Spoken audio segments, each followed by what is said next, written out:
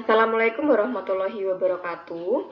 Kami akan mempresentasikan hasil kajian dari kelompok kami yang berjudul Pengaruh Literasi Digital terhadap Perilaku Konsumtif Gen Z pada Platform E-commerce. Penelitian ini disusun sebagai bagian dari mata kuliah ICT Literasi di bawah bimbingan Ibu Vika Febri Mulyati.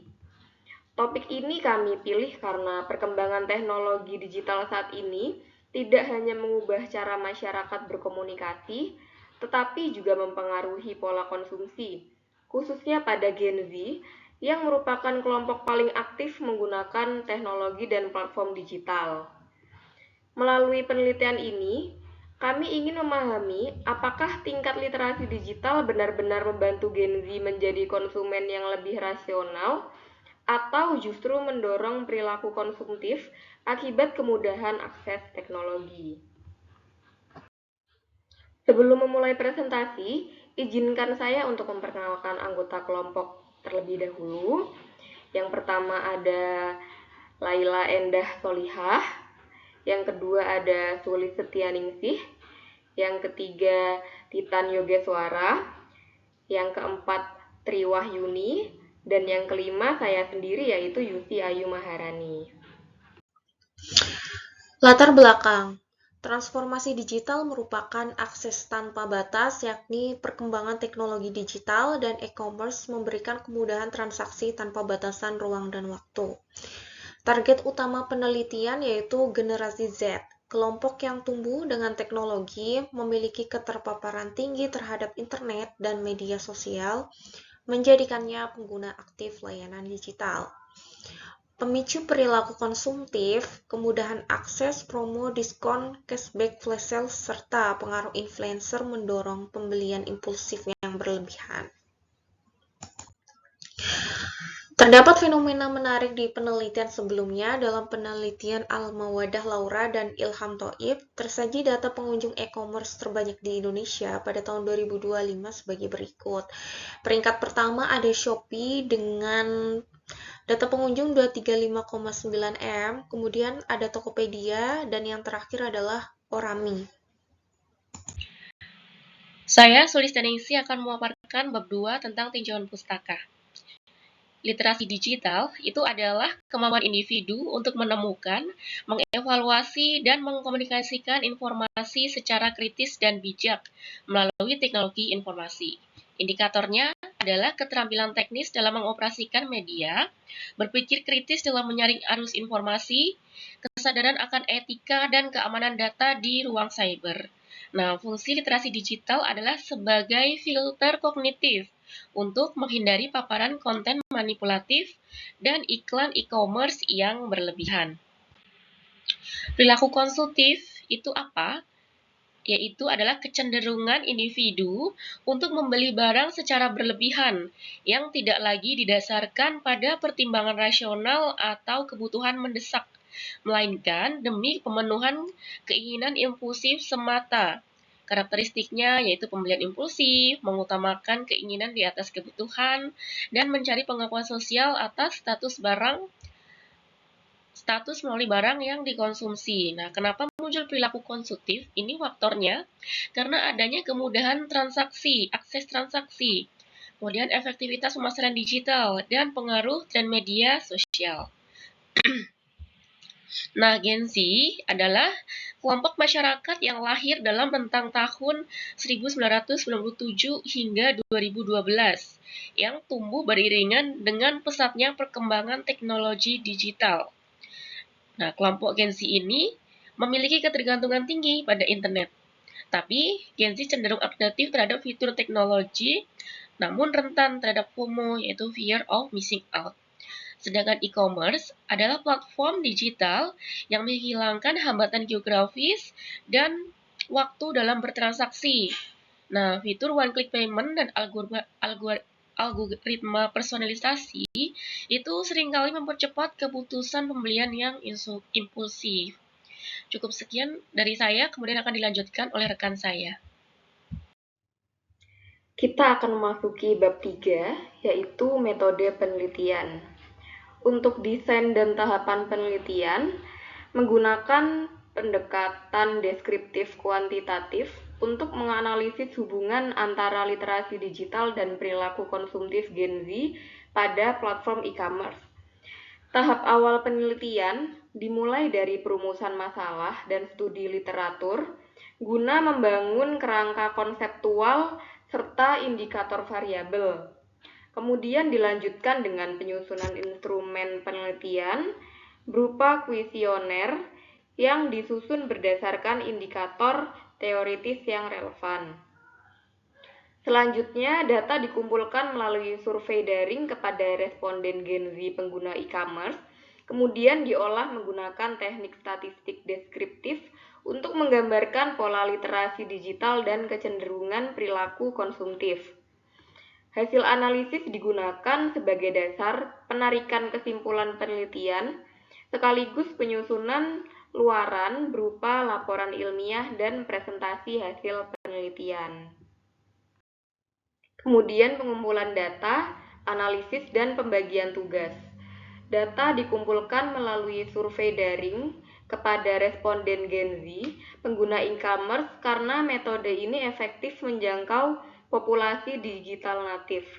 Data yang diperoleh kemudian diproses melalui proses pembersihan, tabulasi, dan analisis statistik deskriptif untuk menghasilkan gambaran pola literasi digital dan kecenderungan perilaku konsumtif. Hasil analisis selanjutnya diinterpretasikan dan dikaitkan dengan teori untuk menyusun kesimpulan serta rekomendasi penelitian. Pembagian tugas penelitian dilakukan secara sistematis. Anggota pertama berfokus kepada perumusan masalah, analisis, dan laporan akhir. Anggota kedua dan ketiga menangani literatur, instrumen, dan pengumpulan data. Sedangkan anggota keempat dan anggota kelima bertanggung jawab pada tabulasi, visualisasi, serta dokumentasi hasil penelitian agar seluruh proses berjalan efektif dan terkoordinasi. Lalu untuk tujuan dan ruang lingkup jadwal. Jadwal ini disusun untuk tahap penelitian selama 1 semester dalam jangka waktu 24 minggu, meliputi perumusan masalah, telaah pustaka dan kerangka konseptual sampai dengan tahap akhirnya nanti, yaitu penyusunan luaran dan diseminasi. Untuk rincian jadwal penelitian tercantum pada bagian sebelah kanan, yaitu tersusun dalam 24 minggu atau 1 semester, mulai dari minggu pertama yaitu perumusan masalah dan tujuan, lalu sampai dengan di minggu terakhir yaitu presentasi proposal dan juga pengumpulan. Nah, sebagai catatan di sini tentunya untuk pembagian perannya, untuk peran timnya disesuaikan dengan pembagian tugas pada metode penelitian. Anggota 1 melakukan perumusan dan analisis, kemudian anggota 2 dan 3 melakukan literatur, instrumen, pengumpulan data, lalu yang terakhir anggota 4 dan 5 tabulasi, visualisasi, dan juga dokumentasi. Selanjutnya, milestone atau tonggak pencapaian dan deliverable atau luaran penelitian. Pada bagian ini, di sisi sebelah kiri tercantum kolom mulai dari akhir minggu ke-6 sampai dengan minggu ke-24, tonggak pencapaian-pencapaian apa saja yang harus kita selesaikan. Mulai dari menyelesaikan draft instrumen kuesioner pada bagian paling atas sampai dengan minggu terakhir yaitu presentasi dan juga pengumpulan final. Di luar hal tersebut, tentunya kita perlu ketahui pada sisi sebelah kanan yaitu risiko dan strategi mitigasinya apabila nanti terjadi hal-hal yang di luar daripada kendali kita. Misalnya, apabila risiko pertama terjadi, yaitu adanya respon yang rendah pada survei secara daring, maka kita bisa melakukan strategi mitigasi dengan 3 hal. Yang pertama, melakukan reminder secara terjadwal, kemudian memperluas kanal distribusi, dan juga memberikan insentif non-materi seperti sertifikat partisipasi. Lalu, apabila risiko kedua terjadi, instrumen kurang jelas, maka kita bisa melakukan mitigasi dengan melakukan piloting pada minggu ke-8 dan revisi redaksi item, serta bisa menyediakan FAQ pengisian pada tautan survei. Kemudian untuk risiko yang ketiga yaitu keterlambatan pengolahan data, kita bisa melakukan mitigasinya dengan cara membuat template tabulasi dan alokasi khusus pada minggu ke-14 sampai dengan 16. Baik, demikian saya sampaikan untuk bab 3-nya terkait dengan metode penelitian. Selanjutnya akan dilanjutkan oleh rekan saya. Dilanjutkan ke bab 5 yaitu ringkasan penelitian. Pada bagian ini, kami menampilkan ringkasan hasil penelitian yang telah dilakukan. Tujuan utama penelitian ini adalah menganalisis hubungan antara literasi digital dengan perilaku konsumtif pada generasi Z pada platform e-commerce. Penelitian ini melibatkan 30 responden Gen Z, pengguna aktif e-commerce, dengan komposisi 63% perempuan dan 37% laki-laki. Usia dominan responden berada pada rentang 21 sampai dengan 24 tahun, serta hampir setengah responden melakukan belanja online lebih dari 5 kali per bulan. Data ini menunjukkan bahwa sampel penelitian merupakan kelompok pengguna marketplace yang aktif dan relevan untuk dianalisis perilaku konsumsi digitalnya.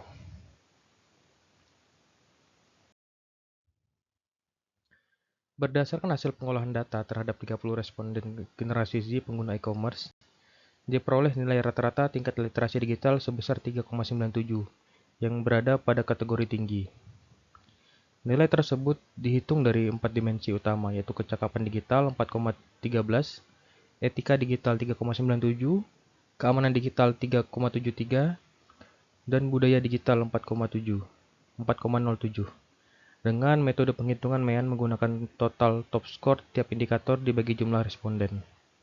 Hasil ini menunjukkan bahwa secara umum responden memiliki kemampuan yang baik dalam menggunakan teknologi, memahami informasi digital, serta berinteraksi di lingkungan online, meskipun aspek keamanan digital masih relatif lebih rendah dibanding dimensi lainnya. Sementara itu, tingkat perilaku konsumtif responden juga menunjukkan kategori tinggi dengan nilai rata-rata 4,05, yang diperoleh dari indikator pembelian impulsif sebesar 4,20, ketertarikan terhadap promo 4,33, frekuensi belanja 3,90, dan pembelian karena tren 3,73. Analisis hubungan antara variabel literasi digital dan perilaku konsumtif menggunakan korelasi persen menghasilkan koefisien R sama dengan 0,42, yang termasuk kategori hubungan positif sedang. Temuan ini mengindikasi bahwa semakin tinggi literasi digital responden, semakin meningkat pula kecenderungan mereka melakukan aktivitas konsumsi online, sehingga dapat disimpulkan bahwa literasi digital tidak selalu berfungsi sebagai pengendali perilaku konsumtif, melainkan juga dapat memperbesar intensitas belanja karena kemudahan akses, pemahaman fitur, dan tingginya paparan stimulus pemasaran digital. Selanjutnya, kesimpulan dan implikasinya. Berdasarkan temuan penelitian, dapat disimpulkan bahwa generasi Z memiliki tingkat literasi digital yang tinggi, sekaligus tingkat perilaku konsumtif yang juga tinggi. Hal ini menunjukkan bahwa literasi digital tidak secara otomatis menurunkan perilaku konsumtif, justru literasi digital memiliki efek ganda. Di satu sisi membantu individu menganalisis informasi secara kritis, tapi di sisi lain mempermudah akses transaksi dan meningkatkan intensitas belanja online. Oleh karena itu, implikasi utama penelitian ini adalah pentingnya mengintegrasikan edukasi literasi digital dengan literasi finansial, serta penguatan kontrol diri agar penggunaan teknologi dapat diarahkan pada perilaku konsumsi yang lebih rasional. Rangkuman akhir. Penelitian ini menunjukkan bahwa generasi Z memiliki tingkat literasi digital yang tinggi, terutama dalam aspek kecakapan menggunakan teknologi dan memahami fitur platform e-commerce. Namun, tingkat perilaku konsumtif responden juga tergolong tinggi dengan faktor utama pendorong berupa promosi digital, diskon, dan kemudahan transaksi instan. Hasil analisis hubungan variabel mengindikasikan adanya korelasi positif sedang antara literasi digital dan perilaku konsumtif, yang berarti peningkatan kemampuan digital tidak selalu berbanding lurus dengan pengendalian konsumsi, melainkan dapat memperbesar intensitas penggunaan belanja karena kemudahan akses dan paparan stimulus pemasaran digital. Secara keseluruhan, temuan ini menegaskan bahwa literasi digital memiliki efek ganda pada perilaku ekonomi Gen Z. Di satu sisi meningkatkan kemampuan evaluasi informasi, namun di sisi lain memperkuat exposure terhadap rangsangan konsumsi digital. Oleh karena itu, upaya peningkatan literasi digital sebaiknya tidak hanya berfokus pada kompetensi teknis, tetapi juga perlu diintegrasikan dengan edukasi literasi keuangan, pengendalian diri, dan kesadaran konsumsi rasional agar generasi muda mampu memanfaatkan teknologi secara bijak dan berkelanjutan.